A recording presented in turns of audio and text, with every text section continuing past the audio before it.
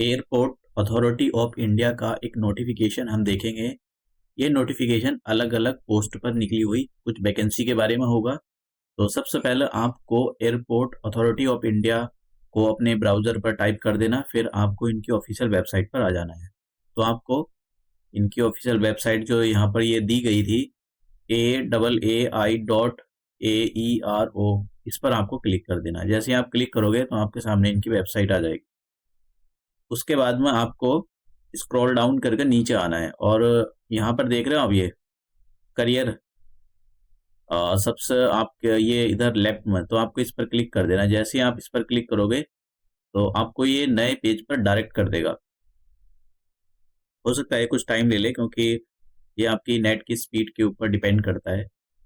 अब आपको देखिए, हाँ यहाँ देखिए, ऊपर से पहला रिक्रूटमेंट छोड़ो, दूसरा छोड़ो, तीसरे पाओ 119 लिखा हुआ है ना यहाँ पर, ह्यूमन रिसोर्सेज, ये direct recruitment for the junior assistant fire services under ये, और human resources 119 20/12/2023 updated on the 20/12/2023। तो आपको इस पर क्लिक करना है। देखिए, इसका मैं आपको बता देता हूँ, ये अभी अभी से इसके फॉर्म भरने शुरू नहीं हुए। 27 दिसंबर से इसके फॉर्म आप भर सकते हो।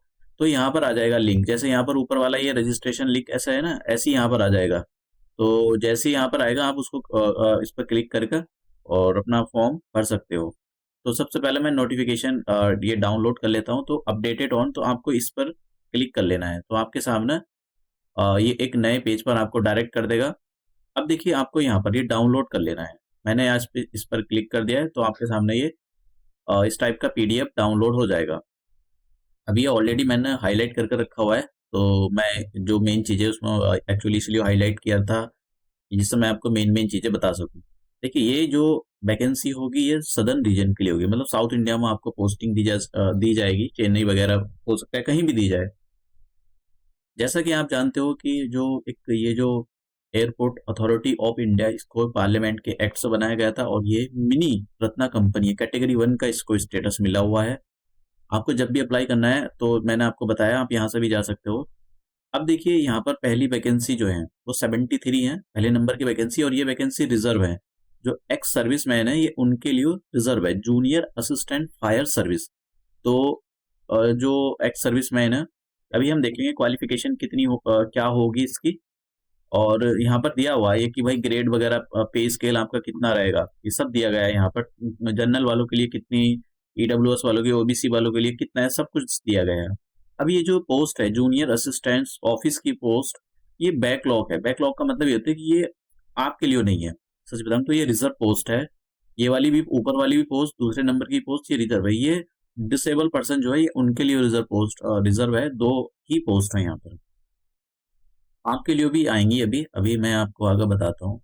अब देखिए, ये पोस्ट आप भर सकते हो।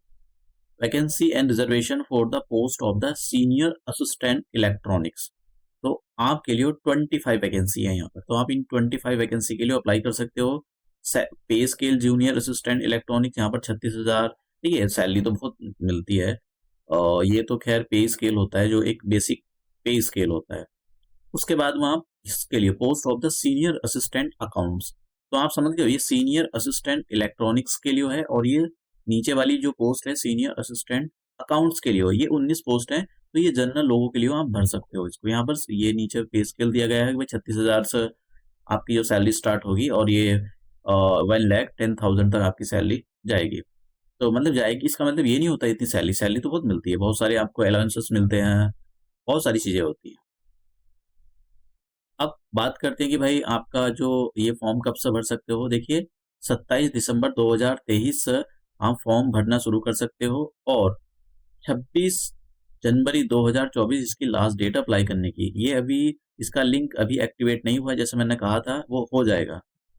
अब ये आपका एग्जाम कब होगा, इसका एग्जाम ये वेबसाइट पर नोटिफाई कर देंगे। आप लगाओ कि इनके एग्जाम बहुत जल्दी होते हैं, मतलब 2-3 मंथ में एग्जाम हो जाएगा। आप ये मान के चलो 3 मंथ या 4 मंथ मैक्सिमम, इससे ज्यादा टाइम नहीं लेते ये लोग। ये कोई एसएससी नहीं है कि इस बार एग्जाम हो रहा है, अगले जन्म में उसका रिजल्ट आएगा, फिर उससे अगले जन्म में आपकी पोस्टिंग होगी। ये ऐसा कुछ नहीं है। ये तो एकदम चट मंगनी पट ब्याह वाला काम होता है इनका। अब यहाँ पर बात करते हैं कि एज क्राइटेरिया की, देखिए एज जो है 18 से 30 साल के बीच में एज होनी चाहिए। 18 साल आपकी मिनिमम एज होनी चाहिए और 30 साल आपकी मैक्सिमम एज होनी चाहिए। 20 दिसंबर 2023 के अकॉर्डिंग आपकी एज की कैलकुलेशन की जाएगी। अगर आप ओबीसी में आते हो, ओबीसी में भी नॉन क्रीमी लेयर में आते हो, तो आपको 3 साल का एज रिलैक्सेशन दिया जाएगा। SC ST में आते हो तो 5 साल का एज रिलैक्सेशन दिया जाएगा। और इसी डेट पर आपकी जो भी क्वालिफिकेशन एक्सपीरियंस जो भी है, इसी डेट पर 20 दिसंबर 2023 को अकॉर्डिंग ही आपको एज कैलकुलेशन की जाएगी। यहाँ पर जो एक्स सर्विस मैन है वो देख लेना, उसको रीड कर लेना, काफी बड़ा है ये। तो आप इसको जब भी फॉर्म फिल करो तो ये सारी चीजें मैं तो यहाँ पर मोटा मोटा पढ़ देता हूँ मेन चीजें, लेकिन आपको नहीं स्किप करनी है ये सारी। इन्हीं से तो कुछ लोगों की जो फॉर्म कैंसिल हो जाता है, एक रीजन यही होता है कि वो अच्छे से पढ़ नहीं पाते और कुछ भी भर देते हैं।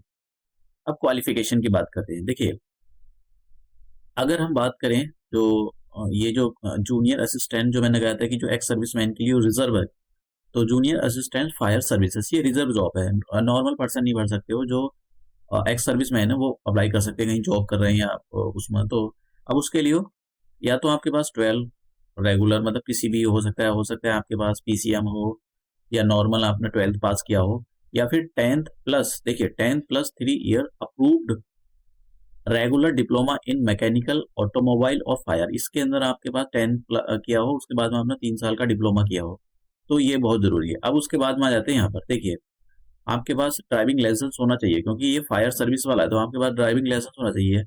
वैलिड हैवी व्हीकल्स के लिए होना चाहिए, या फिर ये होना चाहिए कि वैलिड मीडियम व्हीकल लाइसेंस होना चाहिए। और वैलिड लाइट, मतलब लाइट से लेकर हैवी तक आपके पास लाइसेंस होना चाहिए। अब यहाँ पर देना देखा in case of the BC। अब ये इसको एक बार रीड कर लेना। अब यहाँ पर बोला टेम्परेरी लाइसेंस या लाइसेंस जो होता है ना, कभी लाइसेंस को एक होता है पक्का कच्चा लाइसेंस, तो कच्चा लाइसेंस आपका बिल्कुल नहीं चलेगा, पक्का ही ना। टेम्परेरी और licence learning licence will not be acceptable, ऐसा नहीं होगा कि वो एक्सेप्टेबल होगा, भैया आपका पक्का लाइसेंस होना चाहिए। अब फिजिकल फिटनेस की बात, यहाँ पर वही आपकी जो डिस्टेंस विजन होना चाहिए वो कितना होना चाहिए, 6x6 का होना चाहिए, नियर विजन, ये सब दिया हुआ है आपका।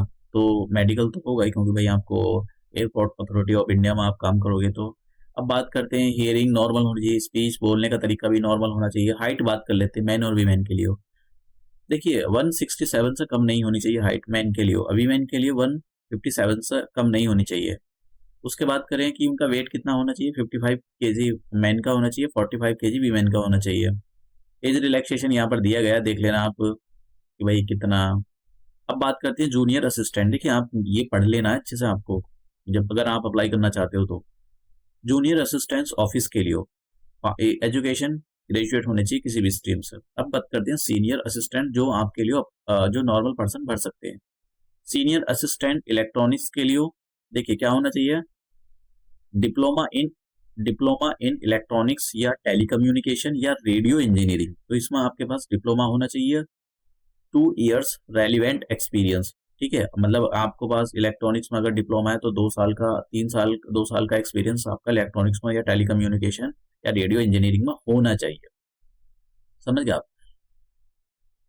अब देखो यहाँ लिखा only post qualification experience on the full time basis will be consider. ऐसा नहीं है कि भाई आप पार्ट टाइम जॉब कर रहे हो तो उसका भी एक्सपीरियंस काउंट करेंगे, नहीं ऐसा नहीं है। फुल टाइम एक्सपीरियंस 2 साल का होना चाहिए, आप पूरे फुल टाइम गए हो अपने सर्विस में।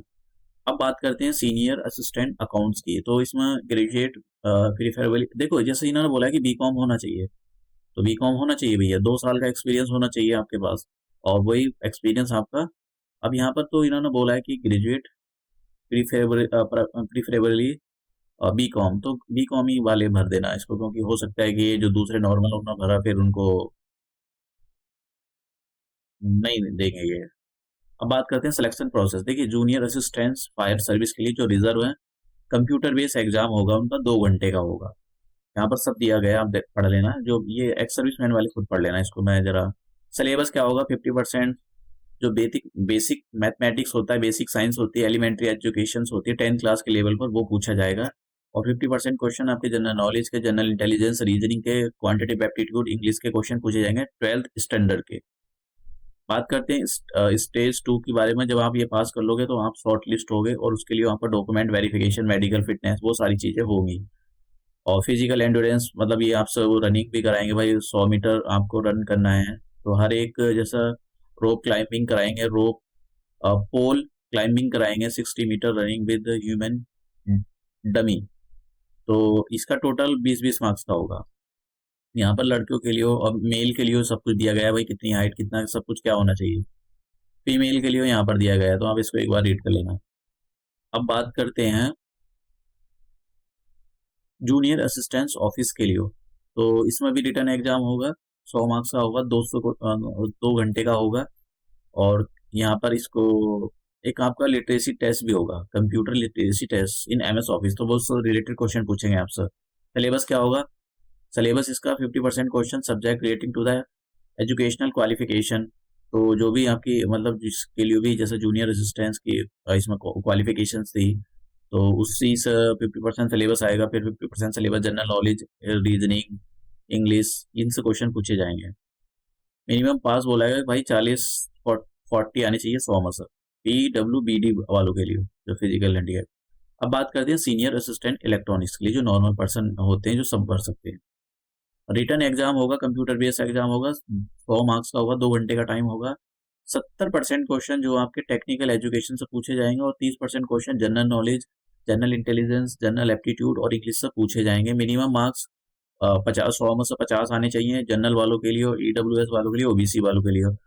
और 40 मार्क्स 100 में से आने चाहिए SC ST और PW जो पर्सन विद डिसेबिलिटीज है उनके लिए।